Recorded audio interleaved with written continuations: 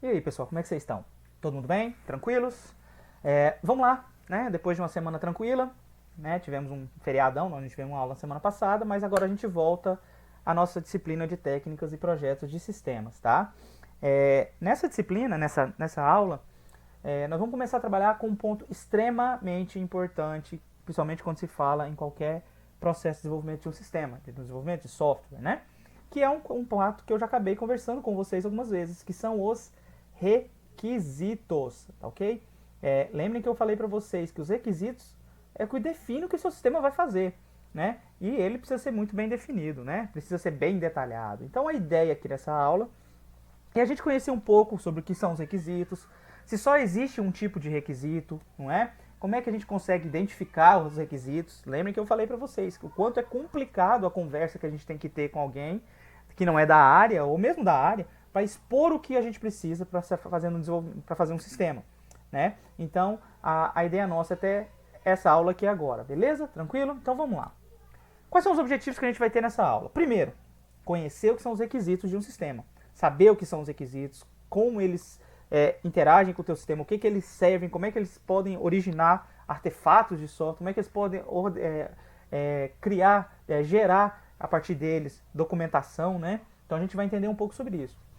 Algumas técnicas para que nós consigamos elicitar, palavra bonita, né? Mas é simplesmente descobrir requisitos. Como é que nós conseguimos obter requisitos, tá ok? Imagine o seguinte, você precisa desenvolver um sistema e você vai... Um sistema, por exemplo, de frente de caixa para uma drogaria. Você não imagina que a pessoa que quer o sistema, que vai comprar o teu sistema, ela sabe exatamente 100% do que ela precisa. Vão ter situações que ela acredita que saiba, mas ela não faz ideia do que ela quer direitinho. E aí faz parte de você conseguir extrair isso, né? Ou de você, ou dependendo do ambiente que você estiver, por exemplo, você vai estar trabalhando numa software house, né? Ou um órgão público que tem um setor de desenvolvimento de sistemas, por exemplo, né? Então, nesse local, pode acontecer de ter um analista de negócios, né? Um engenheiro, né, que vai fazer esse meio termo e conseguir conversar com o teu cliente, conversar com a pessoa que está solicitando o sistema. Mas essa conversa normalmente não é tão tranquila. Normalmente a gente tem alguns probleminhas nessa comunicação. Daqui a pouco eu mostro um desenho bem legal aqui que mostra, exemplifica isso aqui de uma forma engraçada, essa conversa, né? E aqui, ó, conhecer os tipos de requisitos, né? Opa, mas tipo de requisito, professor? Sim, vocês vão ver que vão ter dois tipos de requisitos muito bem definidos na literatura e na prática, né? E aí a gente vai conhecer melhor lá na frente, tranquilo? Antes da gente entrar propriamente no requisito, vamos só relembrar o que a gente viu nas aulas passadas. Primeiro, nós entendemos como é que funcionava o software, né? A gente começou a entender um pouco mais sobre o software, a natureza dele, o quanto ele era complicado de ser desenvolvido, né? Que não era simplesmente colocar e montar o software como monta-se um carro, né? A coisa era mais complicada. E aí nós, na segunda aula, nós começamos a trabalhar com os processos de software. Então nós conhecemos o modelo cascata, espiral, interativo incremental, modelo unificado, né? Nós conhecemos vários modelos, tá ok? O mais tradicional, que é esse aqui que está aqui na tela, é o modelo em cascata. Quais são as características que ele tinha? É aquela que terminou uma etapa, essa etapa não é repetida. Então, para a gente terminar essa etapa, a primeira etapa, ou qualquer etapa que está aqui, é preciso que tudo tenha sido realizado, porque não prevê uma volta para essa etapa inicial, a etapa anterior. Então, por exemplo, nessa etapa de comunicação, justamente a pior etapa, a primeira. Por quê? Porque aqui nós temos levantamento de necessidades. E aí, qual é o problema disso? Lembre-se, dificilmente você vai identificar todas as necessidades num primeiro momento. Dificilmente, raramente você consegue isso. E se você não definiu todas as necessidades, a partir do momento que você começa a planejar, modelar os teus requisitos que foram levantados aqui, quando chegar na construção, pode acontecer de você identificar que faltou, muito provavelmente você vai identificar, que faltou algo aqui entre a comunicação no momento de levantar as necessidades. E aí tua cascata foi inteira para o espaço. Por quê? Porque ela não prevê que exista uma volta e um refino nessas atividades que estão sendo realizadas, tá ok?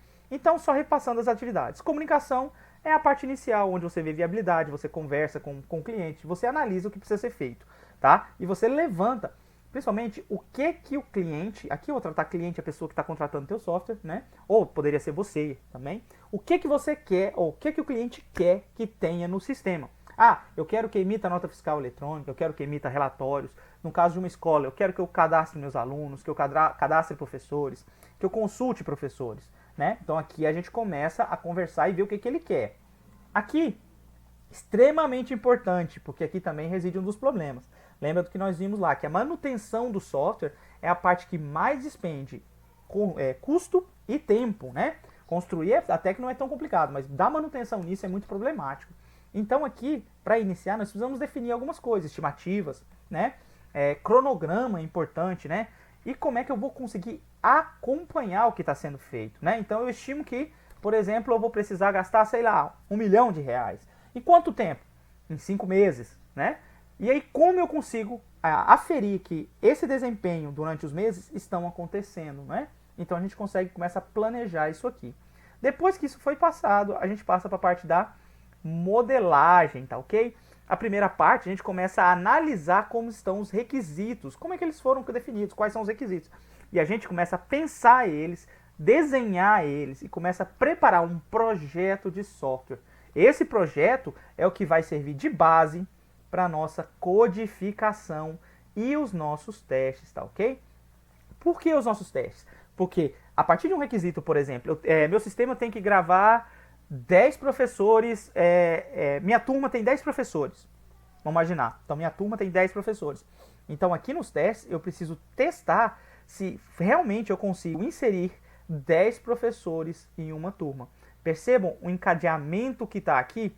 Saiu da comunicação, foi planejado, modelado os requisitos até chegar na construção, né? Então aqui nós desenvolvemos o sistema e aqui é a parte de entregar o sistema, dar o suporte no sistema e dar um feedback do que aconteceu. Aqui é um problema. Por quê? Porque normalmente leva-se muito tempo, lembrando em consideração do modelo em cascata, leva-se muito tempo para chegar nesse processo de entrega de software. E às vezes quando você vai entregar, muita coisa pode ter mudado, o cliente pode ter mudado a cabeça, muita coisa pode ter sido alterada. Então esse é um dos problemas do cascata e um panorama rápido sobre ele. Visualizando esse problema, modelos foram propostos, né? E um modelo muito utilizado é o modelo unificado. Qual é a principal diferença desse modelo? As etapas são muito parecidas, né? Ele só diminui um pouco a quantidade. Então percebam o seguinte, essas aqui seriam as etapas que envolviam o processo de cascata, né? Ó, comunicação, planejamento, tá vendo? Ó lá, modelagem, construção e emprego. Construção e emprego, tá ok? O modelo unificado, o que ele faz é unir alguma dessas etapas, dividindo as atividades que são realizadas. Então, por exemplo, enquanto no cascata só existia a comunicação e o planejamento eram modelos separados, atividades separadas, nesse caso do unificado, nós temos duas etapas. Nós temos a comunicação e o planejamento sendo realizados simultaneamente dentro da fase de concepção, tá ok? E isso acontece também com a elaboração, isso acontece também aqui no caso na etapa de transição, que é a etapa de entregar algo para o cliente, tá? Então, basicamente, essas aqui são as 4 etapas que envolvem o modelo unificado. Concepção, elaboração, que envolvem o planejamento e a modelagem, né? Aqui no planejamento, toda aquela estimativa, né? Com cronograma. Aqui na modelagem, a gente já trabalha o modelo de análise e a análise dos requisitos e o nosso modelo de projeto, o nosso projeto de software, tá ok? Então tá aqui na fase de elaboração. A fase de construção é única aqui e a fase de transição envolve tanto construção, uma parte da construção, quanto do emprego. Tá, pessoal, isso aqui não tem nada demais, mas aqui é a sacada. É esse efeito que acontece aqui. Esse efeito espiral. O que é isso aqui?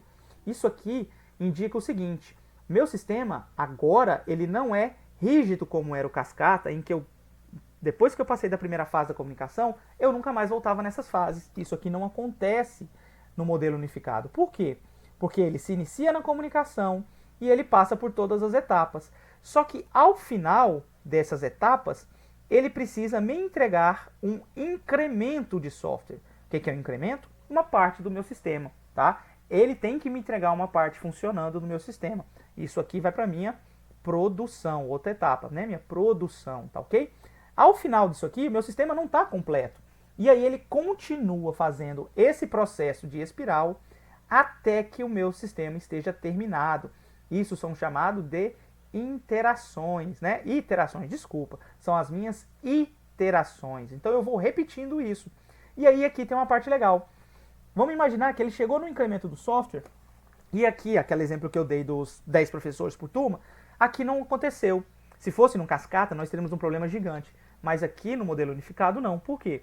Porque se foi identificado esse erro é retornado aqui para o meu processo e passa novamente por um refino de comunicação, planejamento, modelagem e construção. E aí ele vai ser entregue agora corrigido, tá? Então, esse processo acontece até que o meu sistema esteja pronto, tá bom? Então, essa basicamente é a diferença desses dois modelos. Para nossas aulas, nós vamos tentar focar no modelo unificado. Então, a gente vai começar a trabalhar um pouquinho com as etapas do unificado, tá bom? Mas isso um pouquinho mais para frente. Uma parte importante, né? Eu acabei falando da fase de concepção, né? E não apontei a principal parte, tá? E isso aqui é o que mata muitos sistemas, muitos projetos morrem aqui nessa fase, né? A primeira coisa que você deve pensar é a viabilidade do que tu quer fazer ou do que você foi proposto ou contratado a fazer, né? Então, você precisa ter uma análise bem clara. Por exemplo, eu tenho uma turma de recém-formados e nós vamos receber 20 milhões para desenvolver o sistema da NASA, um sistema para conectar com o satélite da NASA. É possível ser feito? É. A minha turma vai conseguir fazer? Não, ela não vai conseguir fazer isso. Não importa o dinheiro. Isso não é viável para elas. Então, é o momento que nós podemos abortar ou então repensar o meu projeto. Mas espera aí, eu tenho que fazer com a minha turma? Eu posso mudar a proposta, não é? Então é muito importante quando você começar a trabalhar com um sistema, começar a trabalhar com o desenvolvimento de um sistema, analisar isso. É viável fazer? E aí você tem N formas de analisar essa viabilidade. Mais para frente a gente vai trabalhar um pouco mais sobre isso, tá ok? Então é importante pensar isso aqui. Você verificou que é viável. Não é necessário repensar o meu projeto tá ok? Então, você vai ter a fase de comunicação com o teu cliente, né? E aqui é um desenho muito engraçado, né? Uma gravura muito engraçada que a gente já está acostumado na área. Isso aqui representa uma conversa entre alguns setores da área de desenvolvimento de sistema. A minha primeira etapa diz aqui, como o cliente explicou para o meu analista o que era isso aqui. Olha isso aqui como é que ele explicou, né? Não é que ele queria realmente esse balanço com 3. Não, longe disso, ele queria um balanço simples, né? A gente vai ver depois como é que ele queria. Mas isso aqui foi o que o meu cliente explicou. Lembrem-se que nem sempre ele conhece os termos da informática, conhece perfeitamente o que ele quer, tá? Aí aqui vem para a próxima etapa, como que o gerente entendeu. Isso foi explicado e isso foi entendido. Percebam a mudança que vai acontecendo em cada uma das etapas, né? E aqui tenho como que o analista projetou. O analista deu lá uma gambiarra para ver se conseguia funcionar o balanço, né? Aqui fizeram a maldade, né, com a área da programação, que é uma área que eu gosto bastante. Então tá aqui, como é que o programador codificou, né? O programador matou o meu balanço, né? Meu balanço foi para o espaço, não funciona, né? Como que um consultor descreveu? Isso aqui é importante, para quem já teve um contato com consultores, né, que vendem softwares, realmente eles fazem isso para qualquer área, né? O carro também, qualquer produto, né? Produto de beleza, tudo, né? Eles vendem um produto excepcional, né? Mas aí quando você vai pegar o programa, lembre-se como ele está codificado, né? E aqui vem a outra parte, como ele foi documentado. Isso aqui é motivo de um pouco de atrito entre áreas, né? Existem, desculpa, existem áreas da desenvolvimento, da engenharia de software, né, que trabalham com a área de metodologias ágeis, né? Eu já expliquei para vocês sobre os métodos ágeis, né? E num deles eles falam que, na verdade, é mais interessante pensar em software funcionando do que papel, né? Mas ainda existem empresas que seguem rigidamente esse processo de desenvolvimento de software unificado, levando em consideração, inclusive, todos os artefatos que são gerados, todos os documentos, né? Mas, normalmente, isso aqui realmente é o que acontece, né? Como foi instalado, né? E aqui começa o problema. Se tudo começou errado aqui, isso aqui nunca iria dar certo, tá? Não tem como dar certo. E aí vem o final. Como ele foi cobrado, né? Por quê? Não interessa se não entendeu errado, fez todos os processos errados. O tempo foi gasto exatamente como se tivesse sido feito algo correto. E aí tá aqui o problema, né? Olha o valor que você cobrou. Como foi suportado? Maldade também, né? Você largou o programa e nunca mais vai voltar a mexer nele, né? Você simplesmente já era, não mexe mais com o programa. E por fim, o que realmente o meu cliente estava querendo, o que ele queria que fosse feito, né? Olha a diferença isso aqui, né? Percebam o problema de uma comunicação que aconteceu. E aqui na minha fase inicial, no problema do entender o que o cliente explicou, tudo desandou e nem perto disso aqui chegou, né? Isso aqui tudo reside no meu problema de comunicação, tá ok? Então é importante você levar em consideração isso. Para evitar esses problemas, é preciso então que a gente tenha meios de tentar descrever de forma melhor o que o meu sistema faz. E para isso nós temos os requisitos, tá ok? Uma definição de requisitos essa é bem mais tranquila. Nós vamos ver que tem um outro tipo de requisito lá na frente. Então, é uma definição bem ampla, né? Mas a grosso modo define o que o sistema deve fazer e, importante, sob quais limitações ele é requisitado a operar. Isso é importante, porque eu vou falar o seguinte, eu devo cadastrar 10 professores para cada turma, não é? Mas como eu devo cadastrar? Eu posso cadastrar um a um? E se eu tenho um instituto federal, por exemplo, né, que tem 300, 500, 600, 700 professores, imagine eu ter que cadastrar um a um isso. Não tem uma forma de cadastrar mais rápido? Não tem uma forma de ser mais ágil? E se eu perder essas informações, né? Então, um requisito, além de definir o que o sistema faz, ele também define quais limitações ele deve ter, né? Sob quais condições ele deve ser operado, tá ok? Isso aqui define um requisito. Alguns exemplos de requisitos. O sistema deve ser capaz de dar baixa no pagamento de uma nota fiscal. Esse requisito é interessante por quê? Porque ele descreve quem está fazendo a ação. Quem está fazendo essa ação? O sistema, né? Isso aqui a gente vai conhecer mais na frente, quando a gente estiver trabalhando com casos de uso. Isso aqui é chamado de ator, né? É um ator no meu sistema. É alguém ou coisa que está interagindo de alguma forma e realizando um requisito, né? Deve ser capaz de dar baixa no pagamento. Então, qual é a funcionalidade que esse requisito descreve? Dar uma baixa no pagamento de uma nota fiscal, né? Vamos dar uma analisada no outro. O sistema deve ser capaz de realizar pagamentos por transferência bancária. Então, meu sistema ele tem que ser capaz de realizar transferências bancárias. Essa é uma funcionalidade que meu sistema deve ter implementado, né? Deve estar preparado para funcionar, beleza? Então, isso aí é um detalhe. Mais dois requisitos, e aqui vocês vão notar uma diferençazinha. O sistema deve suportar pelo menos 20 transações por segundo. Percebam que esse requisito ele está descrevendo como minhas transações que foram informadas aqui em cima devem ser realizadas, devem operar, sob quais condições elas devem operar, não é? A gente vai identificar lá na frente que isso tem uma característica específica e tem um nome específico para esse tipo de requisito, né? Mas então, só para mostrar que isso aqui é uma funcionalidade do sistema e esse aqui está descrevendo como ele deve operar. O sistema deve realizar um backup uma vez por dia. E isso é um ponto interessante. Teu cliente ele não vai saber disso aqui, muito provavelmente, né? Então, esse aqui acaba sendo um requisito mais voltado para a área técnica, tá bom? Então, são exemplos de requisitos aqui. Tranquilos? Engenharia de requisitos. Vamos lá. Vamos começar a entender o que é engenharia de requisitos, né? Processo de descobrir, analisar, documentar e verificar requisitos. Meu Deus do céu, professor, para que tanta coisa? Porque não é fácil descrever, não é fácil colher e não é fácil passar esses requisitos para alguém, tá? Então, tem áreas específicas que estudam isso e não é tranquilo, tá? Você passar esse requisito aqui de ser capaz de dar baixa no pagamento de uma nota fiscal para um programador e ele começar a trabalhar nisso aqui, vai dar muito trabalho, vai dar muito problema. Primeiro, como que eu dou uma baixa no meu pagamento? Como é que é uma baixa? O que é uma baixa? Não é? Como é que meus pagamentos estão sendo gravados? Como uma nota fiscal funciona?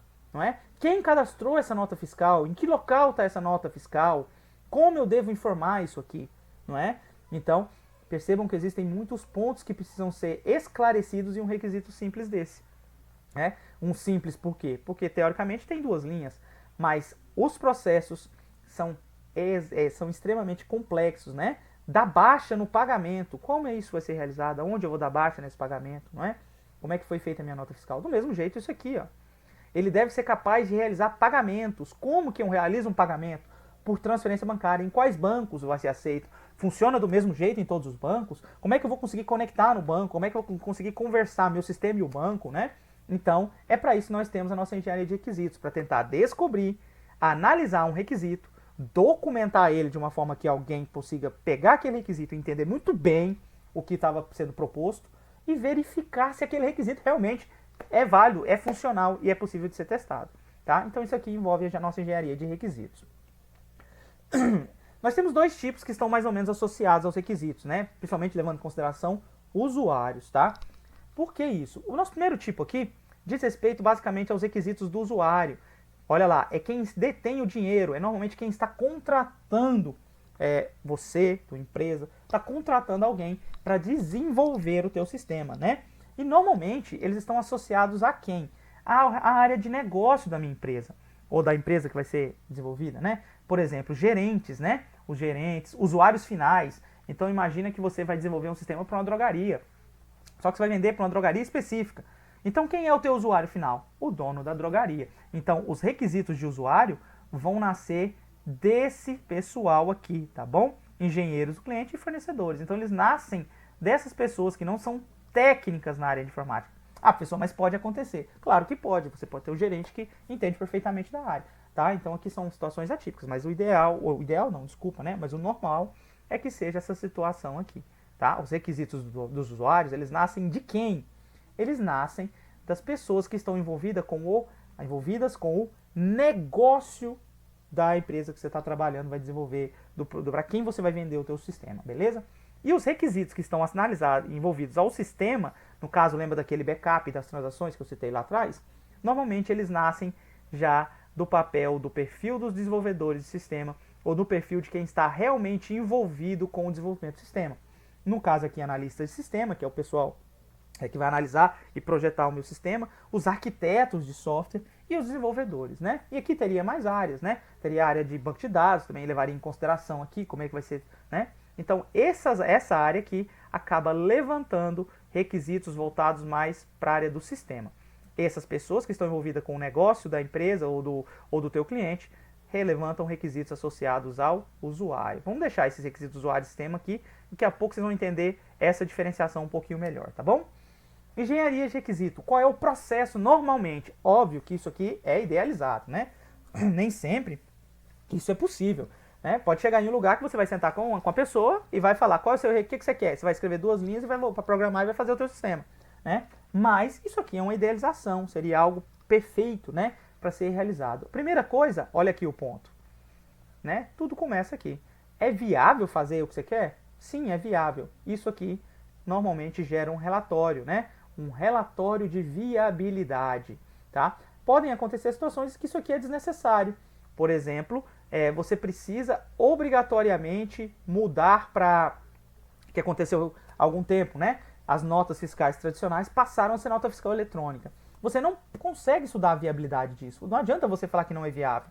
Você precisa fazer essa mudança, porque por meio político, né, ou por um governo, você tem que fazer essa mudança, né? Então, essa viabilidade acaba não acontecendo. Aí você pode analisar talvez a viabilidade se você vai contratar uma empresa ou desenvolver o teu sistema, né? Aí você pode levar em consideração. Mas algo deve ser feito, tá?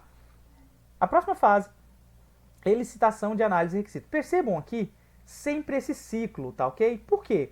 Porque isso aqui acontece sempre, tá?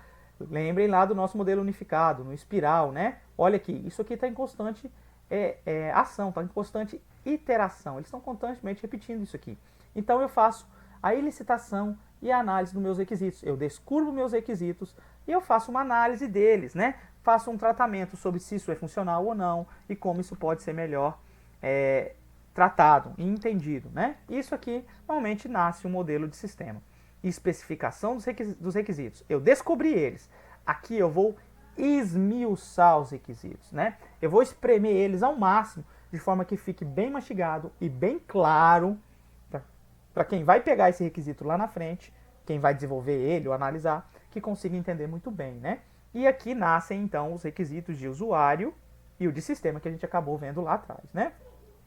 Aqui nós vamos fazer uma validação. Então eu descobri o requisito, eu melhorei, esmiucei, e aqui eu valido aquele requisito se ele está ok ou não. Não é? Não está ok, não vai funcionar. Então nós começamos a voltar até a licitação e verificamos todo o processo novamente, tá bom? O resultado final disso é um documento de requisitos, né? E esse documento de requisitos a gente vai ver um pouquinho mais na frente, tem vários modelos, né? São casos de uso que a gente pode utilizar, diagramas de caso de uso, diagramas de classe. Então nós temos muitas formas de analisar esses requisitos lá na frente, tá bom? Então, só entender que eu descubro os requisitos, eu esmiuço ele, eu especifico bem eles para que seja bem fácil entender e fique claro, e eu verifico se isso é funcional. E o meu resultado é um documento de requisitos, ok? Beleza. Aqui. Esse processo eu já tinha acabado de comentar, então é só exemplificando o que eu tinha falado, que você obtém um requisito, né? Então você obteve o requisito, você classifica o requisito, né? Você organiza ele. Ele é de usuário? Ele é de sistema? Como é que vai funcionar esse requisito? Então você classifica ele. Depois disso, você prioriza os requisitos. Por que eu vou priorizar os requisitos? Lembre que o desenvolvimento do modelo unificado, ele faz uma espiral. Então, você não vai, imagine que o seu sistema tenha 100 requisitos. Você não vai começar trabalhando com 100 requisitos. Você vai levantar os requisitos que são mais prioritários para o teu funcionamento do teu sistema. Então, por exemplo, numa escola, o que é importante é que eu consiga cadastrar os alunos, cadastrar professores. Então, esses requisitos podem ser prioritários. Agora, um relatório, por exemplo, dos alunos por ordem alfabética, é um exemplo. Esse requisito deve ser implementado, mas ele não é essencial nesse momento. Então, você pode priorizar, deixar uma prioridade mais baixa para ele e fazer isso só lá na frente, tá? Então, aqui a gente classifica esses requisitos, né? E por fim, nós documentamos os nossos requisitos, apresentando eles prioritários. Lembre-se que isso aqui não é associado ao desenvolvimento, tá ok? Isso aqui é só sobre a elicitação dos requisitos. É como nós descobrimos, trabalhamos, especificamos e documentamos os nossos requisitos. Aqui é só requisito, aqui não tem nada ainda de programação, não tem nada a ver aqui. Tranquilos? Alguns problemas que podem acontecer, né? O mundo perfeito, nada acontece. Mas a gente sabe que não é bem assim. Os problemas podem vir de várias fontes, né? Muitas fontes, inclusive. Pode não refletir, os requisitos acontecem bastante também, principalmente quando você vai desenvolver, por exemplo, um órgão governamental. E aí você vai desenvolver um sistema para um setor específico. Mas esse setor tem 4, 5 gerentes. Cada um vai dar palpite nos requisitos que ele acha interessante. E isso aqui pode complicar, porque às vezes um gerente fala que quer um requisito de um relatório que emita por ordem alfabética. O outro vai falar que ele não quer ordem alfabética, que ele quer por ordem de matrícula. E aí começa a criar algumas atritos e você precisa filtrar isso e tratar os requisitos, né? Inclusive informações errôneas também podem acontecer. Não refletir a real necessidade do usuário do sistema. Lembra que eu falei para vocês, não é porque você vai fazer o sistema para alguém que esse alguém tem exatamente a noção do que ele precisa. Muitas vezes ele sabe aquilo na cabeça dele, na prática, mas transformar e passar isso para você não é tão simples, né? Então, pode acontecer de você chegar e desenvolver alguns requisitos em que esses requisitos não são nem perto do que o usuário queria. Lembra daquele desenho do balanço que eu mostrei, né?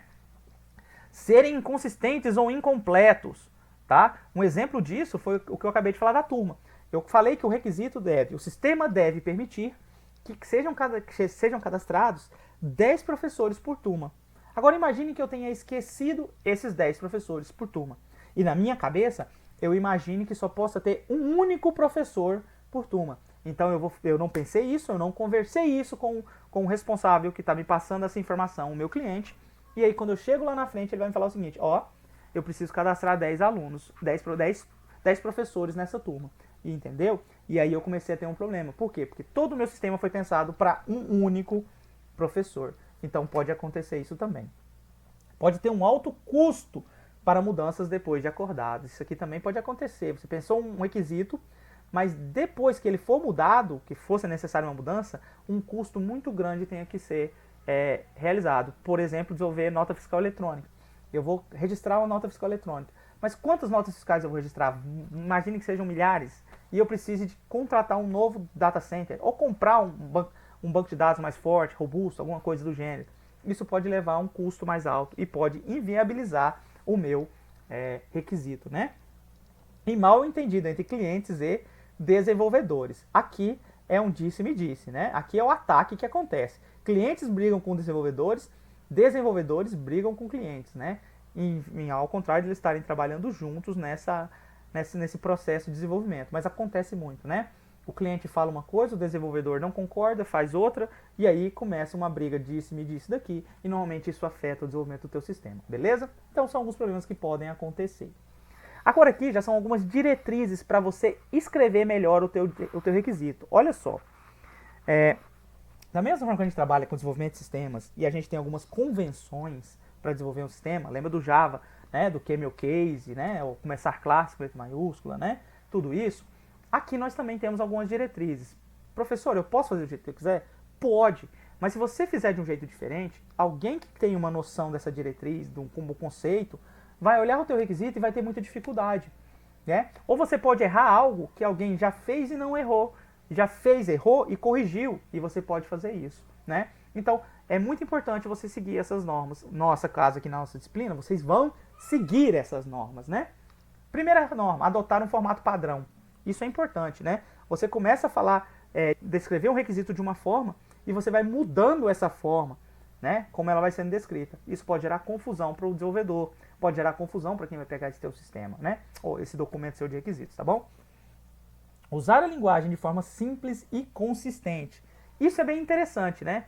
Pode ou deve. Olha só como duas palavras afetam completamente. Se eu falasse aqui, naquele requisito aqui atrás, vamos voltar aqui só para mostrar, ó, o sistema pode ser capaz de dar baixa no pagamento. Esse pode me dá uma sensação de, talvez ele dê baixa em um pagamento, que nem sempre ele dê uma baixa em um pagamento. E olha a diferença do deve ser capaz. Ele precisa dar baixa em pagamentos, entendeu? Então duas palavras afetam completamente. Por isso que a gente vai adotar normalmente o deve para explicitar muito forte o que realmente deve ser feito, tá ok? Usar destaque, negrito, itálico ou sublinhado para partes importantes. Isso aqui já é um pouco mais, né? Um pouco mais simples, mais tranquilo.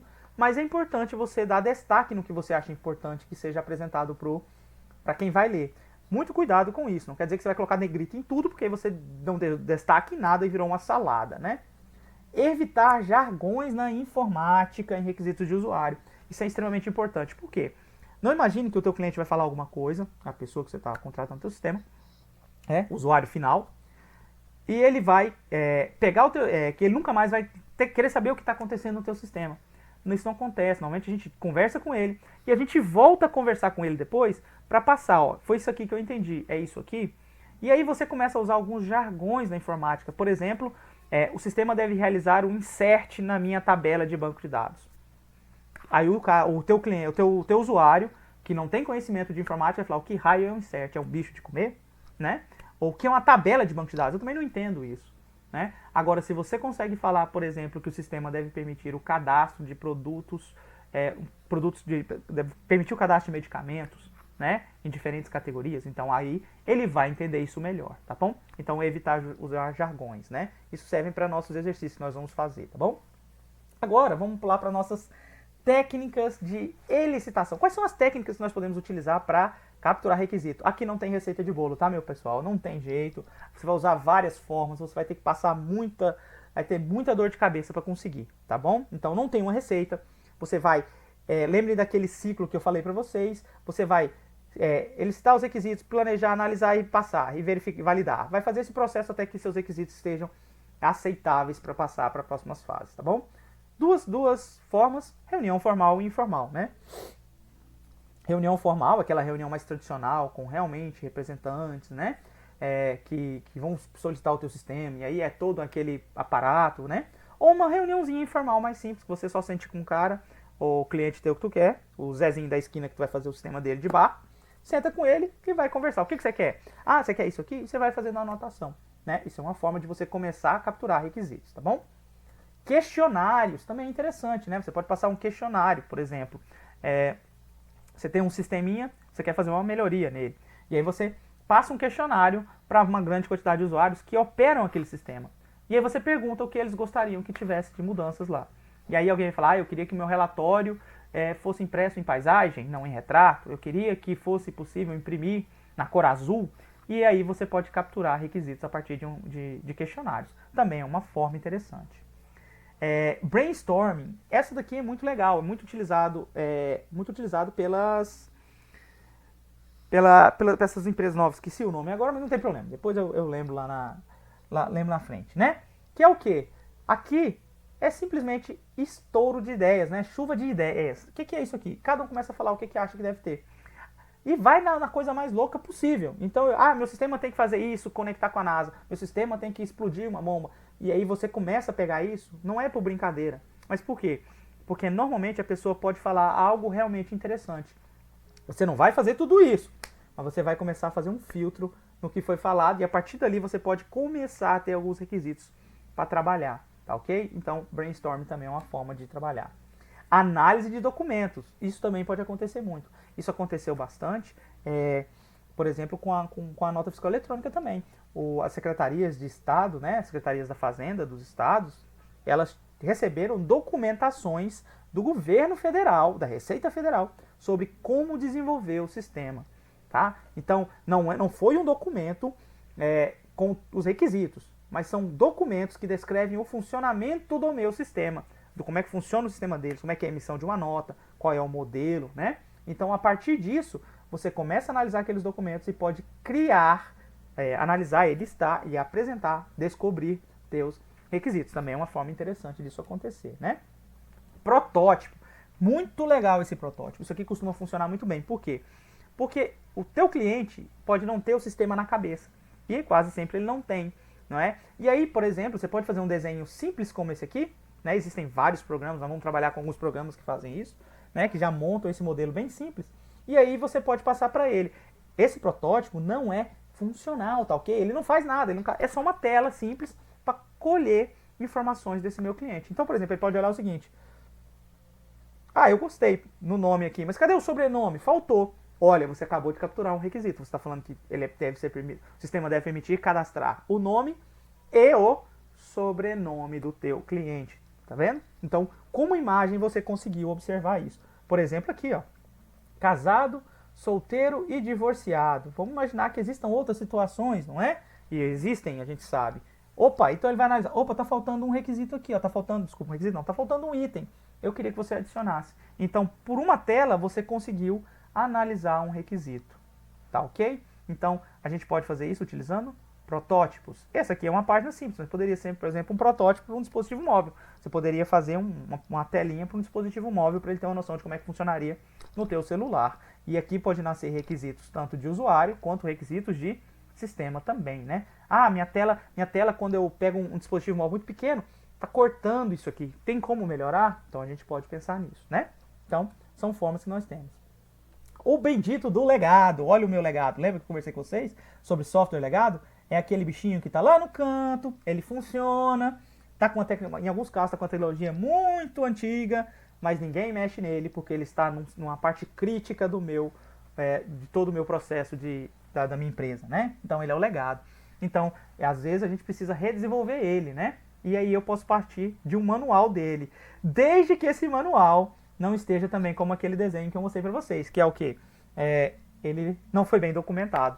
E aí você vai pegar um documento que tá de uma forma e o sistema está de outra, e isso normalmente é receita para o problema, né? Mas você pode usar os manuais também de sistemas legados.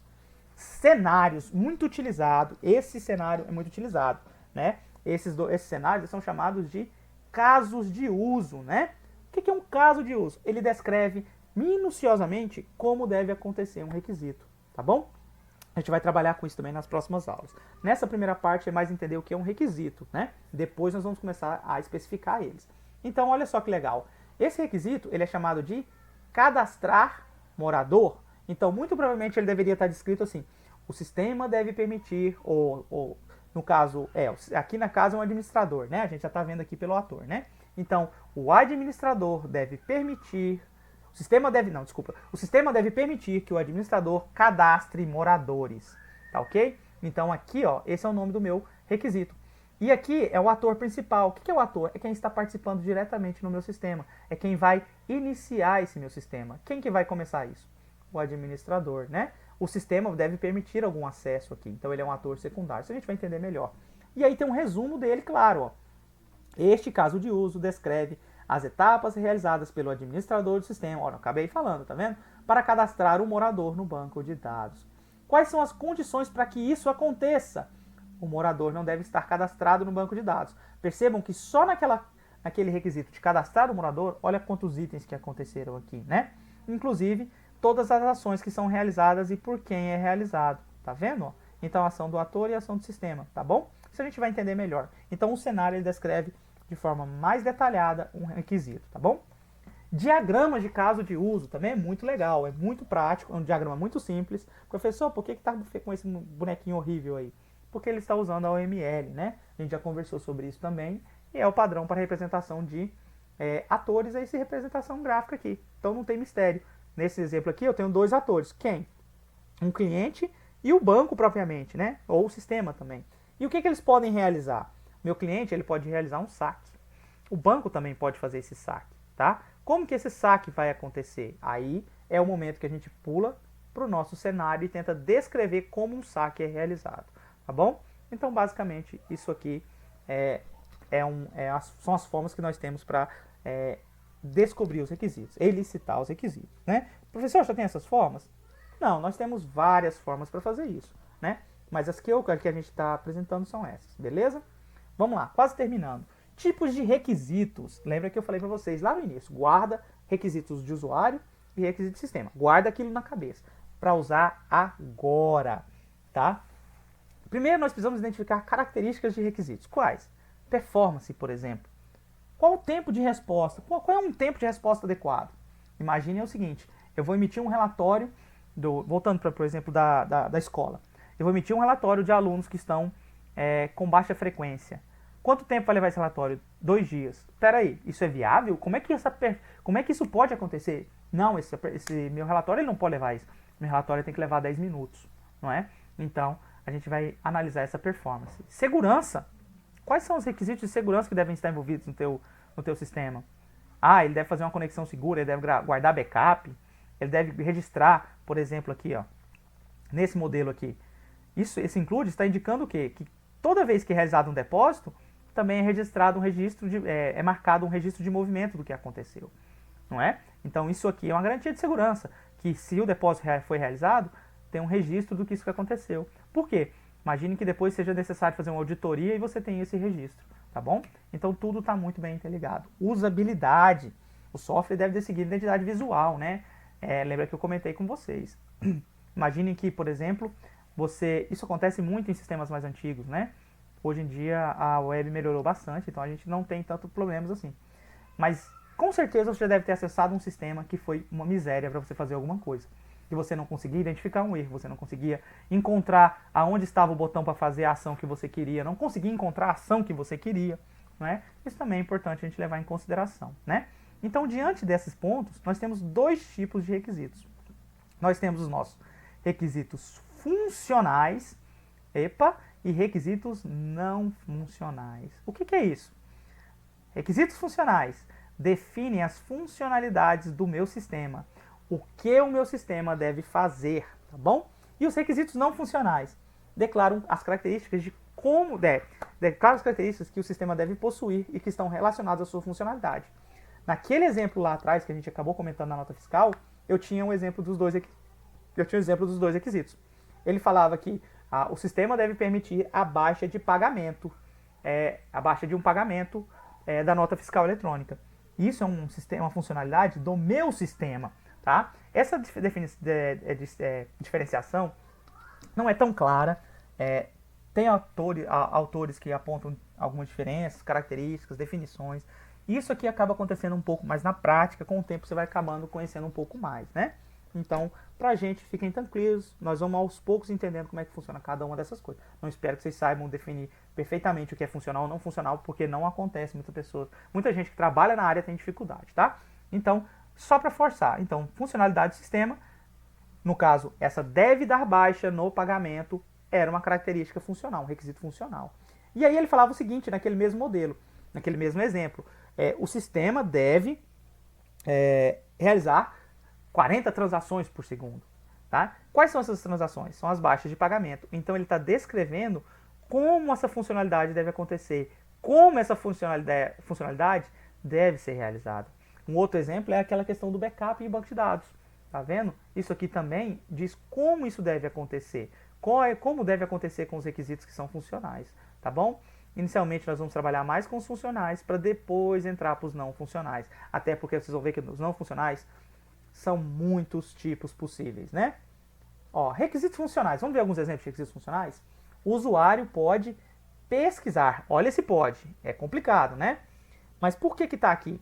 Pode pesquisar todo um subconjunto do banco de dados. Esse requisito não está legal, tá bom? Subconjunto do banco de dados. O que é subconjunto do banco de dados? Ele não está claro, ele está usando um jargão da informática e isso é um problema, né? Próximas aulas vamos corrigir esse exemplo. Não está legal. Até por causa do pode. Esse é um caso clássico de um requisito que não está dizendo absolutamente nada e que você teria que refinar ele, né? Porque ele pode pesquisar o que, pelo que, de que forma, como. De um subconjunto do banco de dados. Aonde, de quem, que banco, nada. Né? Então ele não diz absolutamente nada, tá? É um requisito bem perdido aí, depois eu vou fazer essa correção. Agora aqui, ó, o sistema deve oferecer telas apropriadas para o usuário ler documentos armazenados. Ok, aqui agora a gente, se tivesse num contexto, por exemplo, vamos imaginar um sistema de processos eletrônicos. Pronto. Então, ele deve permitir telas apropriadas para cada documento, para que nós possamos ler os documentos que são armazenados. Não é? Aqui, um requisito funcional que diz o que o sistema deve fazer. O quê? Fornecer telas para quem? Para um usuário. Para fazer o quê? Para ler os documentos que estão guardados. Tá bom? Requisito funcional. Considerem esse. Ó. Esse vai evaporar, não tá legal. Cada pedido deve estar associado a um identificador único, o qual o usuário pode copiar para a área de armazenamento permanente da conta. Né? É um requisito mais específico e um pouco complicado, não é? Mas isso aqui a gente também pode trabalhar, porque é uma funcionalidade que é o quê? Que cada pedido, então eu emiti um pedido, por exemplo, de um produto que eu comprei, esse pedido deve estar associado a um PID, um identificador, né? A um identificador único, o qual o usuário, e esse usuário pode copiar esse identificador para permanente da conta, né? Então o que acontece? Ele deve apresentar esse PID, né? Percebam que esse requisito dá muita margem para muita coisa, né? Esse requisito talvez fosse um requisito que nós quebraríamos ele em outros menores para a gente entender melhor como é que funciona, beleza? Mas são alguns exemplos de requisitos funcionais. Vamos para os requisitos não funcionais? Expressam restrições sobre as quais o sistema deve operar ou qualidades específicas que o software deve ter. E aí a gente tem alguns exemplos, como performance, portabilidade, segurança e usabilidade. Tá? Assim, uma forma mais simples que a gente consegue é o que? O requisito funcional descreve como esse requisito, o requisito não funcional descreve melhor como o requisito funcional vai funcionar. Tá bom? Lembre-se do caso da nota fiscal eletrônica. O sistema deve permitir dar baixa no pagamento das notas. Esse era o requisito funcional. E o requisito não funcional? Ele diz o quê? Que esse processo deve ser realizado com 20 transações por segundo. Não é? Então ele está dizendo como o seu requisito funcional vai agir. Beleza? Requisitos funcionais funcionam assim. Alguns exemplos de requisitos não funcionais. Facilidade. Qual é a interface que você vai usar com o teu usuário? Teu usuário vai usar uma interface desktop, uma interface web, vai usar a interface de dispositivos móveis, ele precisa ter necessidades especiais, então tudo envolve isso aqui. Tolerâncias a falhas. Qual é a expectativa aceitável para falhas no sistema? Imagine um sistema bancário do Banco do Brasil, por exemplo. Aquele sistema ele é tolerante a falhas? Imagine as transações que acontecem simultaneamente, que estão acontecendo simultaneamente em todos os bancos pelo Brasil. Imagine falhas acontecendo. Imagine 5% de falha para cada banco. Qual não seria o prejuízo disso, né? Então, quais são as tolerâncias que existem a falhas? Tempo de resposta. Qual é o tempo aceitável para a resposta do seu sistema? Né? Existem sistemas que são extremamente lentos, né? Que você clica em uma opção e esse sistema demora a processar, demora a responder, né? E às vezes até cai a conexão, né? Então, são exemplos de requisitos não funcionais. Por quê? Eles não estão descrevendo o que o sistema deve fazer, mas sim como ele deve ser feito, tá bom? E aqui é uma tabela grande com alguns requisitos, tá? Só para ficar registrado para vocês. A gente na frente talvez vai entrar um pouquinho melhor nisso. Mas aqui, nós temos requisitos do produto, organizacionais e externos, né? Do produto envolvem o produto que está sendo desenvolvido. Então, você tem requisitos, por exemplo, de eficiência, usabilidade, né? Requisitos de desempenho e espaço, que também estão associados à eficiência, confiabilidade, quão confiável o meu sistema deve ser. Por exemplo, o meu sistema ele tem que ser mantido 24 horas, ele não pode cair em momento algum, ele tem que ser o tempo inteiro funcional. Isso é um requisito também, né? Requisito de portabilidade, né? Esse meu sistema, ele pode passar para outras áreas, ele pode passar para outras plataformas, por exemplo. Esse meu sistema, ele pode rodar em Linux, Windows, Mac. Como é que é isso, né? Então, são requisitos de portabilidade. Requisitos não funcionais aqui, requisitos organizacionais, normalmente envolvem a organização, né? Padrões da organização, né? Por exemplo, tua organização, um exemplo, ela pode criar todas as tabelas do banco iniciando com TB, é um exemplo, né? Então você pode usar isso aqui, né? Tua empresa, ela tem um padrão de documentação, um padrão de numeração de documentos que são gerados. Você vai ter que também pensar nisso. Requisitos de implementação. Tua empresa, a empresa que vai contratar, ela está pedindo que você utilize, por exemplo, diferentes formas de desenvolver um sistema. Um TDD, por exemplo, que é orientado a testes. Que você utilize programas para verificar bugs no teu sistema, né? Por exemplo, um PMD, um Find Bugs da vida. Né? Ele exige que você trabalhe, por exemplo, com a codificação, um estilo de código utilizado pelo Google, né? Que você utilize isso. Então, isso aqui não está dizendo o que o sistema deve fazer, mas como ele deve ser feito, tá bom? Então, requisito de entrega, como é que eu vou entregar esse meu sistema, né? Então, a gente consegue ver aqui, ó, requisito de interoperabilidade. Como é que ele vai trabalhar com outros sistemas? Isso deve existir? Isso não deve existir? Requisitos éticos, né? Requisitos legais também, importante. Requisito de privacidade, requisito de segurança, né?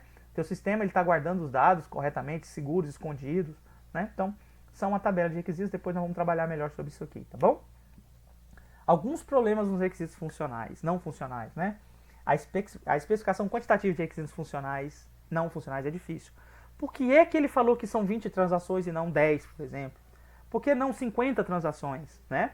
Então, às vezes, a gente precisa analisar um pouco o contexto de onde a gente vai trabalhar, né? Qual o volume de informações que ele tem, qual é a potência máxima do nosso hardware, né? Então a gente tem que fazer algumas análises em cima disso. Então não é tão simples quantificar. Agora, no caso lá do professor, ele sabe que tem que ser 10. Por quê? Porque é assim que funciona a escola dele, né? É mais fácil você definir isso do que um requisito não funcional. Acontece bastante esse segundo ponto. Lembrem que eu falei para vocês que acontece muita confusão, e acontece mesmo, né? Vocês vão ver que quando vocês estiverem fazendo as atividades, vocês vão ver que vai virar uma confusão, uma salada danada, né? Misturar requisito funcional com não funcional. A prática vai te ajudar a identificar o que é um e o que é o outro, tá? Requisitos não funcionais podem conflitar com outros funcionais ou não. Isso também é bem comum, né? Então, por exemplo, aqui, você fala que o requisito seu deve ter portabilidade, mas aí você usou, por exemplo, o C Sharp. O C Sharp é desenvolvido para Windows. E aí, como é que você vai fazer essa portabilidade, por exemplo, para um Linux da vida? Né? Então, você vai ter algumas dificuldades para fazer isso. Então, às vezes, o teu requisito de falar que você ia utilizar o C Sharp, a linguagem, conflitou com o teu requisito de portabilidade. Né? Isso acontece também. Então, a gente faz uma análise sobre isso também. Né? Algumas métricas. Como é que a gente consegue medir, né, quantificar requisitos? Então, nós temos, por exemplo, velocidade. Quantas transações vão ser realizadas por segundo? Qual é o tempo de resposta? O tempo de atualização da tela, né? Então aqui tem alguns exemplos, por exemplo, o tamanho, quanto eu vou guardar de informação, quanto de memória, facilidade de uso, quantas telas de ajuda eu tenho, tempo de treinamento, né? Quanto tempo foi previsto de treinamento, tudo isso envolve. E aqui nós temos confiabilidade, robustez, portabilidade, né? Ó, tá bom? Então tem algumas métricas que nós podemos utilizar que são formas de quantificar, né, medir os nossos requisitos não funcionais, tranquilo? Bom, pessoal, o que a gente tinha para falar sobre esses requisitos é isso, é um pouco extenso, é um pouco teórico, né? Mas eu garanto que nas próximas aulas a gente vai partir para a prática, porque a gente vai começar a trabalhar com as especificações dos requisitos, e a gente vai começar a trabalhar com casos de uso e outros recursos, tá ok? Então, o que eu tinha para vocês é isso. Espero que vocês tenham entendido. Lembre-se de novo, né? Sempre falo. Qualquer dúvida, vocês podem entrar em contato. A gente está lá para ajudar. Então, até a próxima aula. Até mais, pessoal.